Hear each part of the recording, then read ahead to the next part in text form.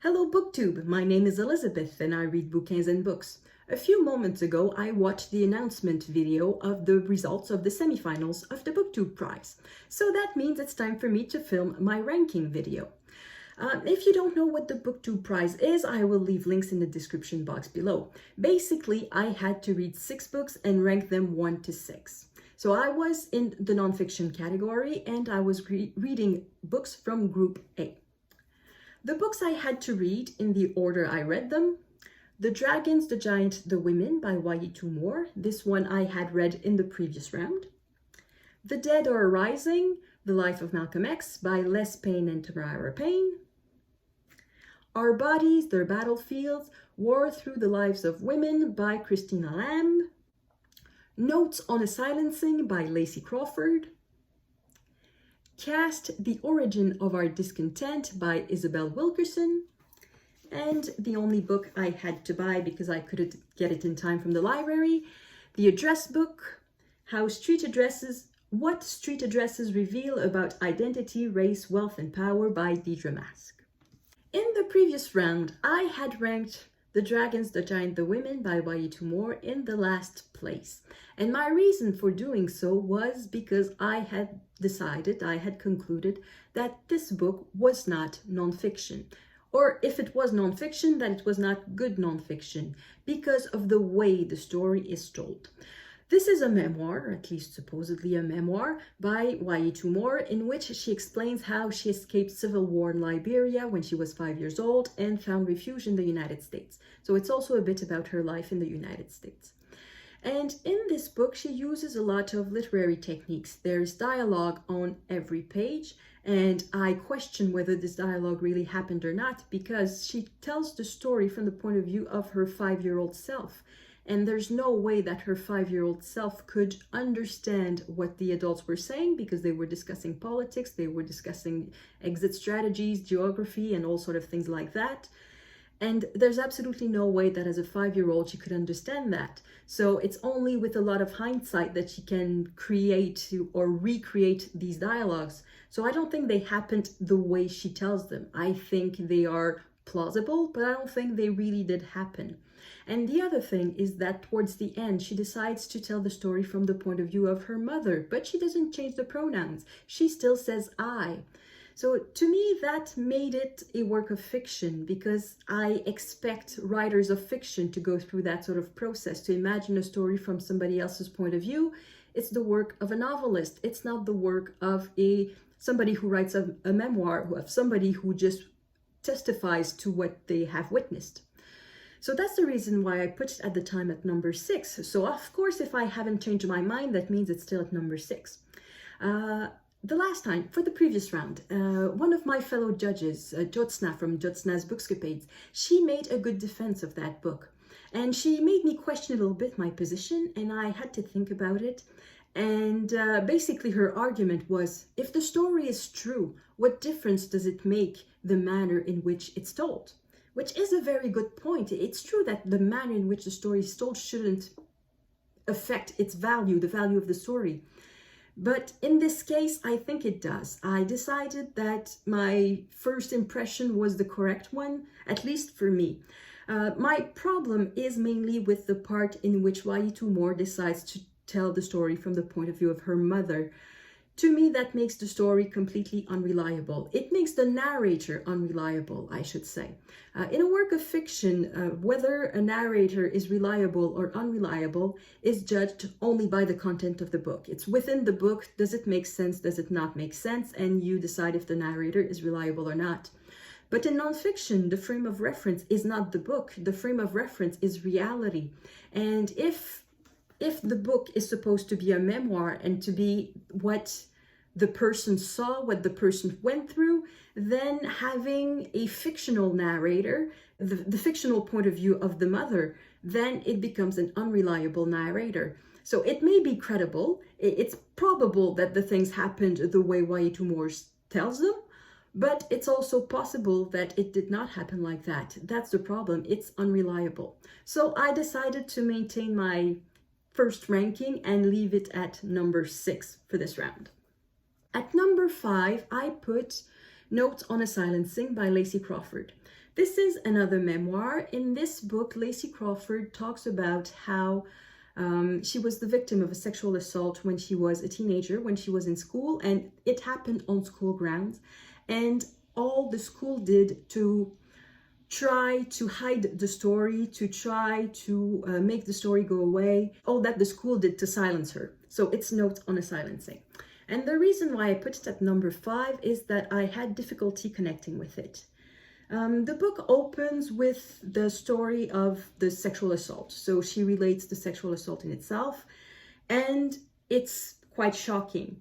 That being said, I read Notes on a Silencing right after I read Our Bodies, Their Battlefield by Christina, which is about rape used as a weapon of war. So by the time I read Notes on a Silencing, I was quite numb mentally to sexual assault. So the opening pages did not have for me the shocking value they would have had if I had read them at some other point. I want to say I am not comparing trauma. I'm not saying what Lacy Crawford went through is not as bad as what the women in Our Bodies, Their Battlefield went through. That's not what I'm saying. I'm just saying my reaction to it was a bit cold because I had to protect myself in a way while reading Our Bodies, Their Battlefield, and I still had that thick shield of trying to distance myself from these sexual assaults when I started reading Notes on a Silencing. So the first few pages did not have the effect they would have had in other circumstances. So maybe it played a bit of a role in why I did not like the book a lot. And then just right after that, these opening scenes, Lacy Crawford talks about who she was then, her teenage self. So it's a lot about her life as a teenager. And for me, that was not super interesting. I was a teenager. I was a 15-year-old. I know what it's about. So I didn't find it super interesting. I know it became relevant later because, for example, when she fooled around with a boy, which is totally normal when you're 15 years old, well, the school used that against her, sort of to blame the victim, that she's a slut, she's a this, she's a that. So I understand why she talks about it, but when she wrote about that, I did not really connect with it. I was a bit bored. So that's the reason why I put it at number 5. At number 4, I put The Address Book by Deirdre. In this book, the author, Deirdre, examines how having an address or not having an address changes your circumstances, affects you. And she also talks about how addresses are established, how street names are chosen, and what the name of the streets tell about the community where you live and that sort of thing. So before I started reading that, this was the last book, I was sort of determined to put it at number 1 just to make, just for strategic reasons, because the previous books were just heavy and depressing, and I thought it would be nice to have something light in the finals. But I could not put it at number 1 just for strategic reasons. It really wasn't as good as the ones that I put above. So I put it at number 4. It was very interesting in a lot of places, but there were a few chapters when she talks about how the street names are chosen and about how changing the name of a street is very political. And she appeared to be surprised by that. And for me, that was so obvious that the name of a street is political. So for me, that was not surprising at all. So that's the reason why I put it at number 4. After that, for position 3 and 2, I hesitated a lot. They're pretty much tied in my opinion, but I had to choose. So I decided to put The Dead Are Rising, the biography of Malcolm X, at number 3. It's an incredible book. The amount of research in that book is extraordinary. I knew almost nothing about Malcolm X, so it was all new to me. And I think it's the sort of information I needed to better understand civil rights in the United States and the position of Malcolm X in in that fight for civil rights. One of the things I did not like, or liked a little less in that book, is that it references a lot the autobiography of Malcolm X that was published when he was alive, so quite a while back. And sometimes it feels like Les Payne is fact-checking the autobiography. I have not read the autobiography, so sometimes I felt like I was missing a bit on something. Also, I think there's a bit missing about his private life, and not that I want gossip or anything, but I think it would have been interesting to see who Malcolm X, the private man, was. So very little is said about his marriage, about his relationship with his wife, with his children. I think that would have been an interesting aspect of Malcolm X to explore in the book too. At number 2, I put Our Bodies, Their Battlefields by Christina Lamb. That is the most horrible book I've ever read. I hated every page. And yet, I put it at number 2 because I think it's an extraordinary book. I will never, ever forget that book. I probably should say what the book is about. I said it previously, it's about rape used as a weapon of war. So Christine Lamb is a journalist, and she went to interview survivors of sexual assault, but not just individual sexual assault in war zones, and that was used that was used as a weapon of war. I really don't know how else to say it. So she interviews women from Myanmar, Burma, from Bosnia, Congo, Philippines, Argentina, and everywhere where in the world where women have been raped for political reasons. It's a harrowing read, but I think it's a worthy read. So that's the reason why I put it at number 2. And at number 1, probably not very surprisingly, I put Caste, The Origins of Our Discontent by Isabel Wilkerson. It is a magnificent book. I think the enthusiasm is completely justified. She talks about racism in the United States, but she bases her case on the fact that racism is not about race. It's about social status. And that makes it sometimes even more difficult to change. Because people who are at the top of society like to be at the top. They do not want to be equal to others, and they have a hard time recognizing the value of people underneath them. It is a very interesting way of presenting the situation in the United States. I say in the United States, but I think it applies to a lot of places too. The castes might look different elsewhere, but I think they exist also. In Canada or in European countries and elsewhere. So that's the book I put at number 1.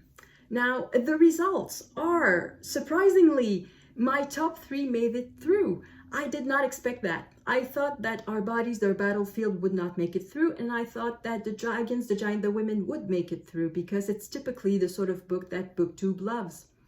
So I'm surprised by that, but I'm very happy because I think it's the 3 best books of our group. So I'm glad they made it through to the final. In the other group, that was Group B, the books that made it through, there's Inferno by Catherine Cho, which is a book I had read for the previous round. And the other 2 are Red Comet by, I don't remember the author. It's a biography of Sylvia Plath, and it's a massive book of, I think, 1,200 or 1,400 pages. It looks huge, and I've never read a single book by Sylvia Plath in my life, so I wonder how useful it will be. So I think the first thing I will do will be to go to the bookstore today and find a book by Sylvia Plath and read a bit of the fiction of Sylvia Plath before I read her life story, because otherwise I will have a hard time seeing the point of the book. And the other book that made it through is The Last Border. It's a memoir, I think, about a family trying to make it to the United States as refugees. I have not read that book either. So in that group B, I had read 3.5 books, but only 1 of them made it through. So I still have 2 books to read for the final, but I'm very excited about it. So if you were a judge for my group, let me know how you voted. I'm very curious about that. And let me know if you're happy about the results. And thank you everyone for watching. I will see you in the next video. À la prochaine!